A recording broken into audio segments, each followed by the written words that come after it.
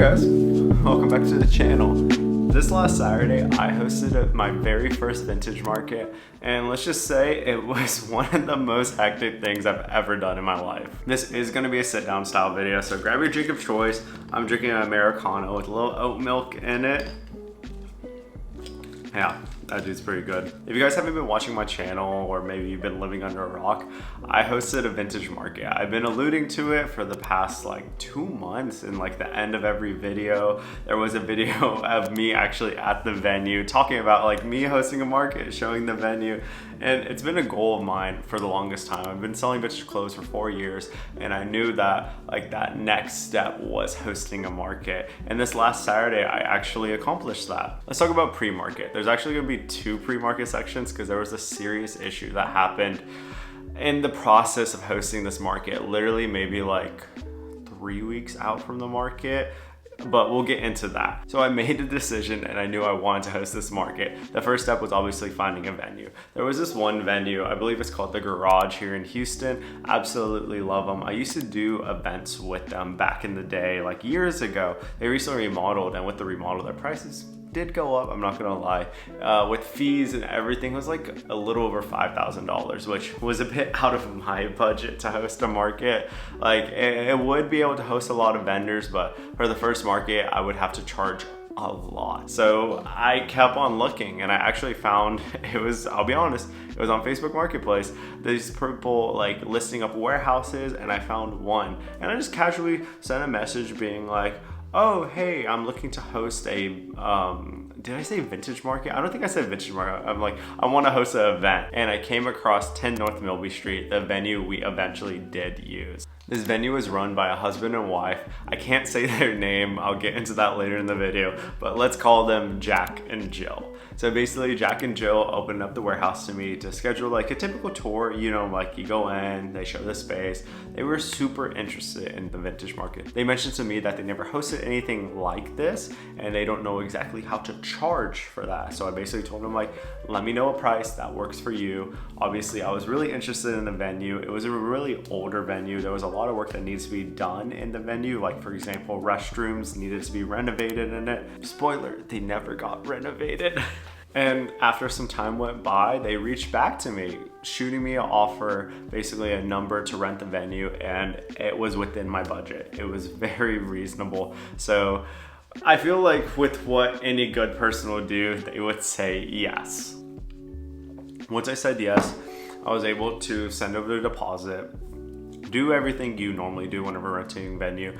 I immediately got in contact with my good friend, Horrid Shop. He was in charge of all the graphics for the event. He honestly did such a great job, and he actually told me at the event that because of like me posting that he was a person behind it, he got a lot of work as well in terms of like clients reaching out to him to do projects and stuff like that. So I'll have his Instagram right over here, Horrid Shop. If you liked all the graphics for the Resilient Fleet, or as well, he does have a magazine called Sick Day. His Instagram, 6 Day Magazine, will be over here as well. Please contact him. He's a freelance maker. He's literally like 20 years old. He's such a hustler. I was doing vendor interviews, I was doing social media, like just so much promo, putting all, like, I'll be honest guys, I didn't make much money off of this. Obviously a lot of market hosts make money off their vendors. I personally didn't. I put all the money back into ads and like paying for stuff within the venue, which there was stuff to pay at the freaking venue. And yeah, everything's going great. And then 2 weeks out, quite literally shit hits the fan. I got a message from someone on Instagram who was actually renting out the venue for a day to like host this show, and through this message it turned into a video call that led to me finding out that Jack and Jill, the people I worked with, were not actually the full owners of the venue, that there was a property owner that they were working under. Basically, they were in charge of like, I guess, leasing out tenants and ultimately the build out of the actual venue. Jack and Jill were not the smartest people, and they were in charge of building out the venue, like the restrooms, basically all the different like projects within the venue.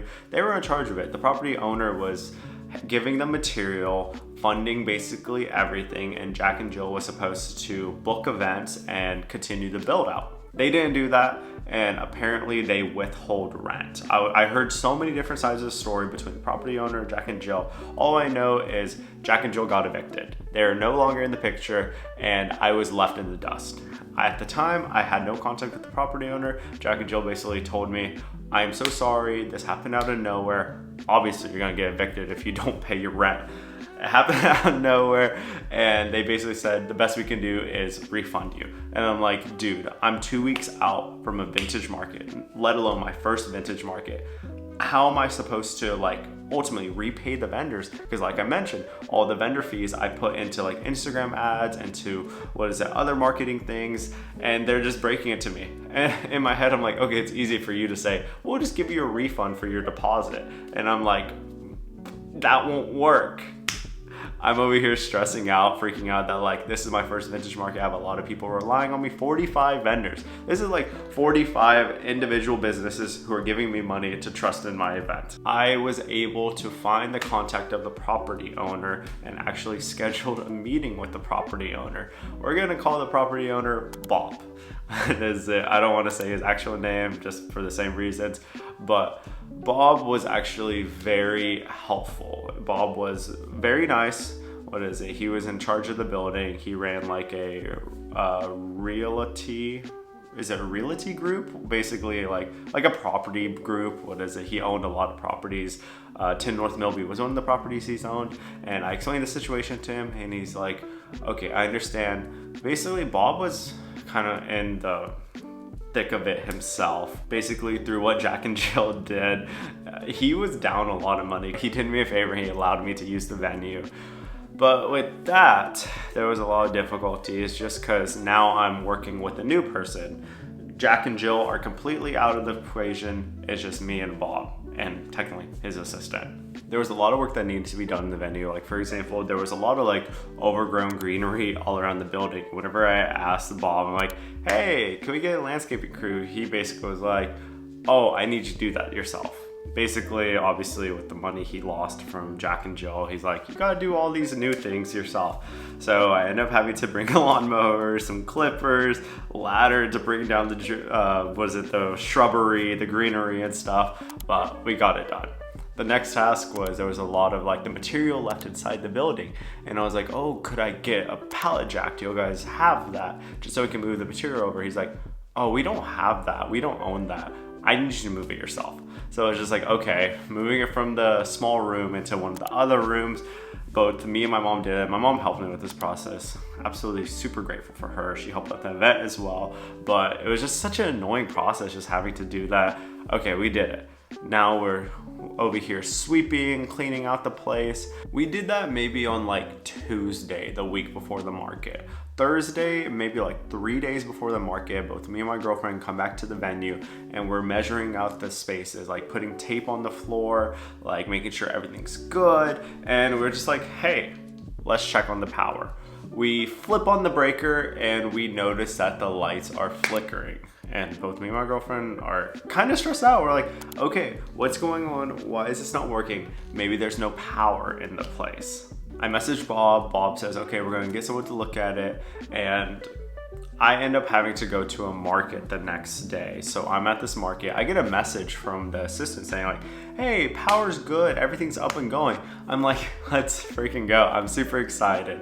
But then literally, I kid you not, an hour later, my mom stops by the venue, and because she was in the area for this event she wanted to attend, and she just wanted to stop by because she knew there was an issue with the power. She calls me being like, hey, there's still no power at the venue. I'm like, what? The assistant told me that there was power at the venue. She's like, yeah, no, there's definitely not power at the venue. And I'm just kind of like, why would he say such a thing? Here I am stressing out. I'm at a market in College Station, just being like, okay, I need to get over there. College Station's obviously an hour and a half. Just trying to coordinate, do all these things. This was the Friday before the market. Basically, that night was a blur just because obviously coming back from College Station, I remember going back to my parents' house. Fortunately, they have some generators, loading up all the generators I have, because in the perfect world, we get the power back on in the morning, but in a realistic world, the power stays off. And I need generators to run the DJ, run different people who need power. And basically, it was this hectic night that was filled with so much like unnecessary things. But we get to the venue in the morning. The power is still off, and we actually had the assistant come trying to like cut things on, and indirectly he said, yeah, you're gonna have to call an electrician. We're not sure what to do. And I asked him like, okay, so with the electrician, are we like splitting the cost of the service call? I think he's like, oh no, that's on you. And he's like, if it's cool, I'm gonna get going.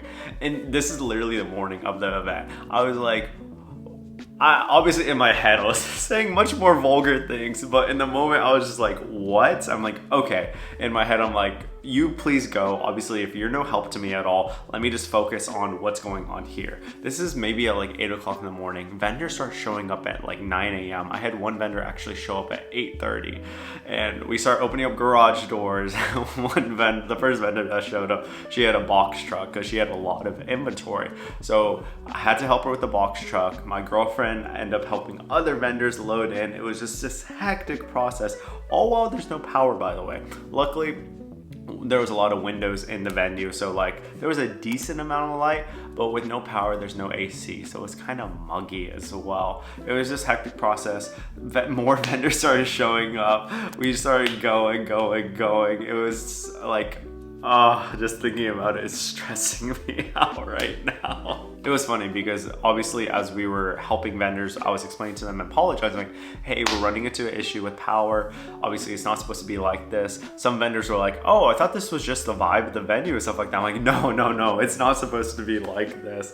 And long story short, we get the venue up and going, and the event eventually starts. We still don't have power. We still don't have AC, but everyone's setting up, and honestly, like, the event is beautiful. Like all the different setups, all the different vendors who came out, like the curation was so good. And the space itself was really pretty, like with all the vendors, like the way it was set up, the DJ on the far end. I ended up using the big generator to power the DJ, which I left on the back of my truck running.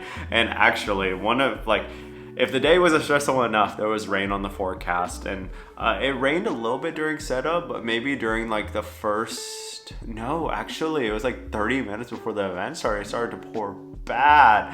And I remember like reading generators aren't supposed to get wet, so I brought a tent just in case, and here I am just rushing around in the rain because like I said, the generator was on the back of my truck. I'm over here putting the tent over the back of my truck, I'm soaking wet, and what's crazy is I was in workout clothes to help vendors out, but then I was like, okay, the market's about to start, let me put some like nice clothes on. Nope, nice clothes lasted 2 seconds because I had to like fix the tent over the generator.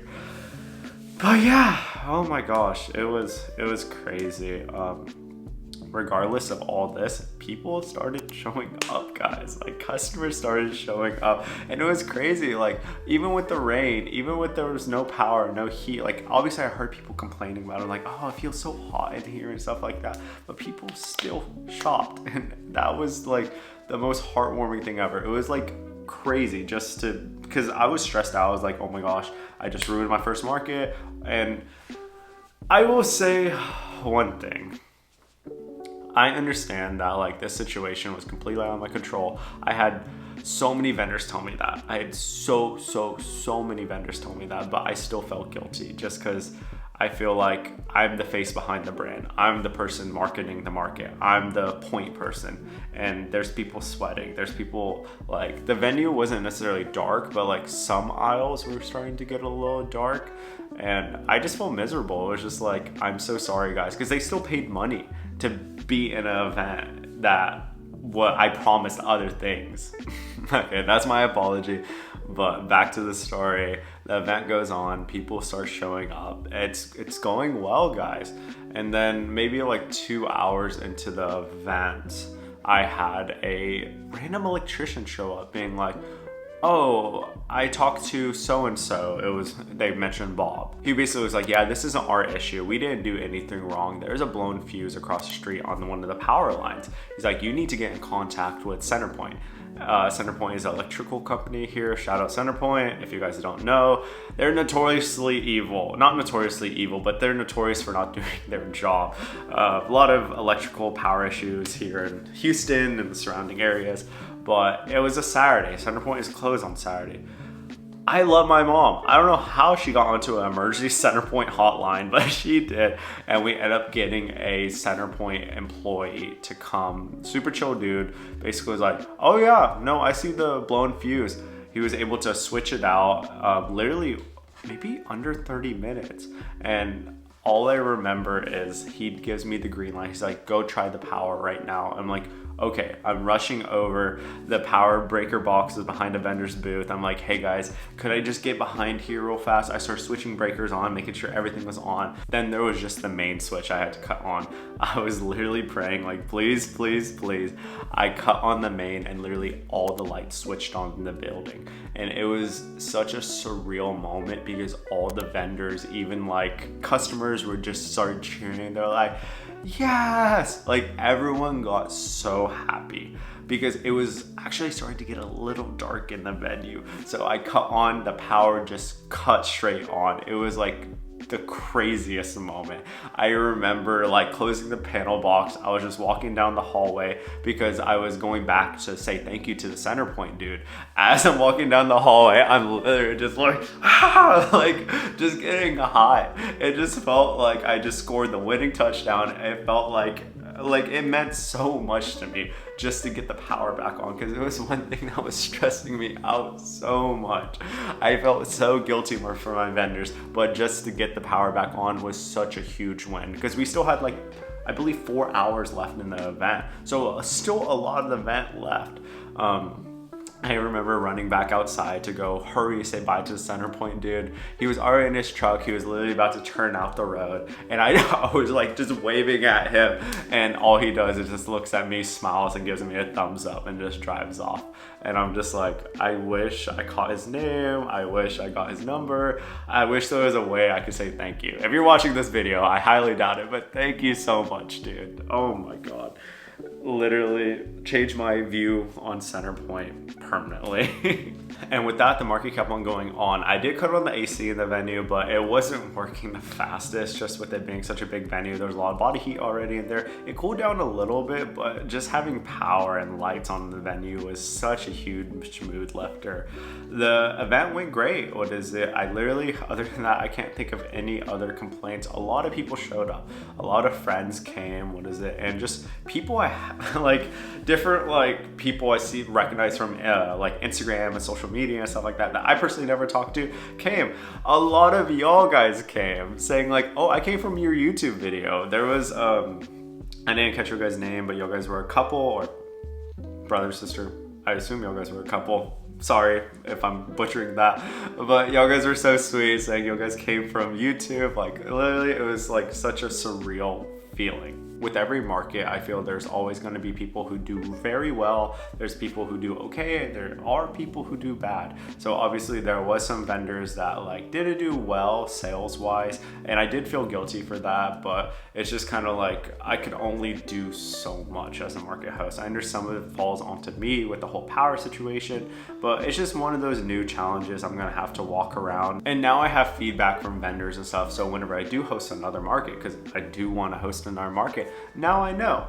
Some wins from the market. I invited out this brand called Tacoste. They sell tacos and hot dogs. They sell at the Montrose Market, a market I sell at a lot here in Houston. They sold out. Like literally, they said they just brought slightly less than they would normally bring because obviously it's a new market. They're not sure what to expect. They had to go back to the store to get more stuff. And I was like, dude, that's so sick. They're like, yeah, absolutely. Whenever you host the next one, like we have to be there. Like they made good money. There was this sweet lemonade people. It was like basically a father and daughter business. And I believe the daughter and the grandma were there. And they said they did amazing. Like they did super well because what is it called? The food people I had outside the venue. So unfortunately they didn't have to deal with like the hot weather, the no light, but they did get rained on. But they said they duked it out during the rain. What is it? Like they were good and they were happy. Like they were very happy. So I'm super grateful for that. And then I had a lot of vendors who like, I'll be honest, they told me they made over like $1,000 at the event. Like they were doing good money wise. And I'm like, dude, are you serious? They're like, yeah, Gerardo, like relax. They're like, this was a really good event. Some of them said, we actually made more money whenever the power was out. And I'm like, how does that make sense? Once the event ended, we tore down the event, cleaned up the venue, everyone left, literally started raining during teardown, so that was another like just annoying little like cherry on top moment. But while I was cleaning up the event and locking up, it was like probably like 10 o'clock at night. I remember sitting in the empty venue. I cut off all the power and stuff like that. It was a dark venue, everything was closed, and I just reminisced for a second. I was like, wow, literally the past 2 months I stressed about this market. There was a chance the market almost got canceled. What is it like? It was the day before with the power situation, but like we did the dang thing. We were resilient during the whole process. See what I did there? I hosted my first vintage market. It was one thing my girlfriend told me. Absolutely love you, Catherine. No matter what's happening, you only host a market for the first time once. And this was the first time. I'll never get the first time back again. With the stresses and everything, it was still such a great experience that I'm gonna cherish for the rest of my life. Now that I've properly rested from the market, and obviously that's in the past, goals with the market. I do want to host another one in January, February. Would I go back to the venue? That is the question of the hour. Maybe. That's a big maybe. I have to talk to Bob a little bit more, try to renegotiate some stuff. Hopefully now that we got a lot of the issues squared away and I've done a lot of free labor for them, that I'm able to negotiate a decent price and like try to work out something. Obviously acknowledge the AC issue, make sure the power is good, but if not, maybe find a new venue. I am in talks of working with a creative brand to host like a smaller monthly market here in Houston. So follow me on Instagram, ResilientHDX, for news about that. But yeah, other than that, it's just go back to what I've been normally doing. Selling in vintage markets, making content for y'all guys, and whenever the markets do come, like I'm gonna announce it, guys. It's gonna happen, probably like January, February, and look forward to it. Generally, guys, I wouldn't be able to do any of this without y'all. Y'all guys mean so much to me. The 1,300 of y'all guys, and well, I guess there's more because y'all guys viewing this as well. Even if you're not subscribed, I'm very grateful for you. The event was last Saturday, and the day after Sunday was my birthday. I turned 24 years old. Happy belated birthday to me, I guess. And these past 24 years have been amazing. As I wind down from the market content and the things surrounding that, let me know what you guys want to see in terms of like videos, in terms of content. Content is going to be my main focus right now just because I love doing it. I love the interaction I get to have with y'all guys. So if you have any suggestions, if you have any advice, please drop it down in the comments below. But I'm gonna wrap up the video here. That is the story of my first vintage market, how it almost got canceled, how it was one of the most stressful days of my life, and how I learned so much from it, and I'm eternally grateful for it. If you guys enjoyed it, please like, comment, subscribe, and I hope you guys have a great rest of your day. Generally, thank you for everything.